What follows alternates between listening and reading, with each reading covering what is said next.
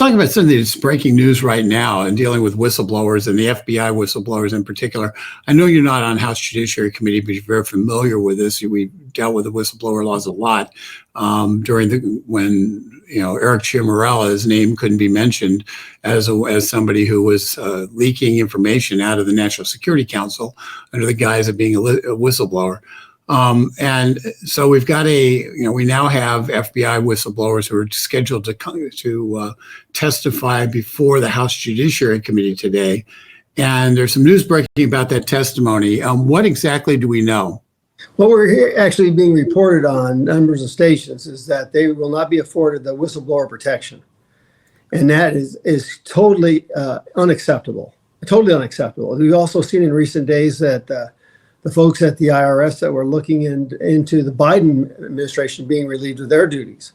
So there is an orchestrated attempt here that it appears that coming from Justice and from the FBI, that we're not following the rule of law. We're now separating ourselves and becoming the law. Let's repeat that other part, because I think a lot of people missed that. At the IRS whistleblowers were reporting on Hunter Biden and Hunter Biden's the fact that taxes weren't being paid on a lot of the monies that they know were received by Hunter and other Bidens. And there was an investigation. Were taxes paid? The answer was no. And then the whistleblower came forward and said, but the statute of limitations were kind of let to run out on a lot of those charges rather than bringing them against Hunter Biden. And that was, if I remember correctly, that's what the IRS whistleblower was focused on, was that, correct? Mm-hmm. Yes. And so what's the development there? You were saying there's... So those individuals that were keynoting or leading that investigation or that query were relieved of their duties. They were reassigned to another position.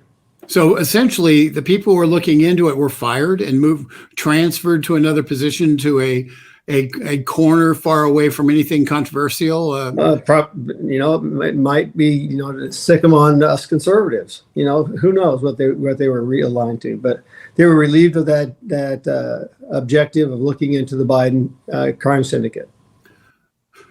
So we have Biden in the IRS, an agency that engaged in a direct attack on conservatives, on C3s and C4s during the Obama administration, an agency that has been used by the left to go after Republican funders time and again. We now see that they've moved the people in charge, the Biden sycophants in charge have now moved out the investigators on their Biden case. So that's one. Right. And that's in the last couple of days. Two, we just had the FBI whistleblowers, and they're not being afforded whistleblower protection. What does that exactly mean?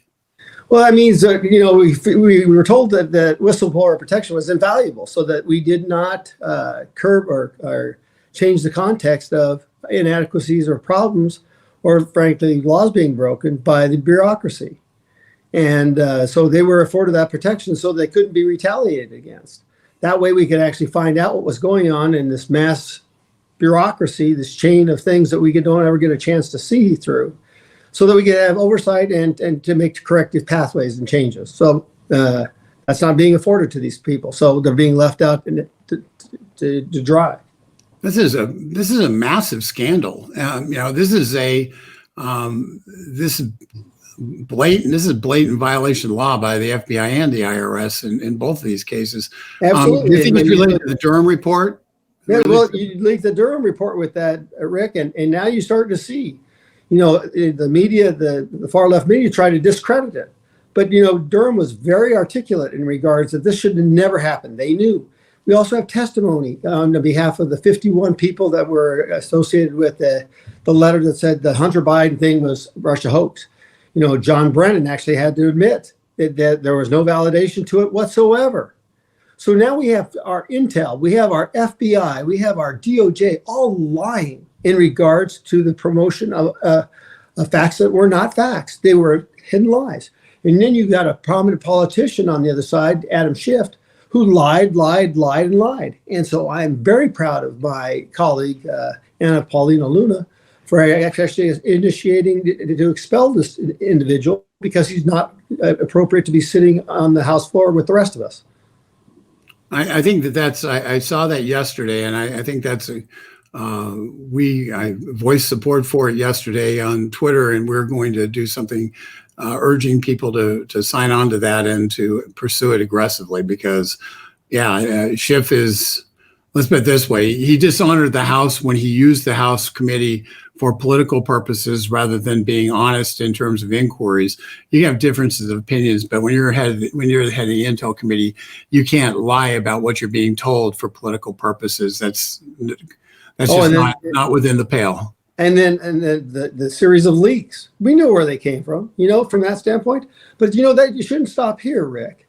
We have to start looking at the Pelosi and General Milley's involvement, in January 6th. So there's a lot of repercussions. There's a lot of accountability that the American people so desperately want, and they want to be included.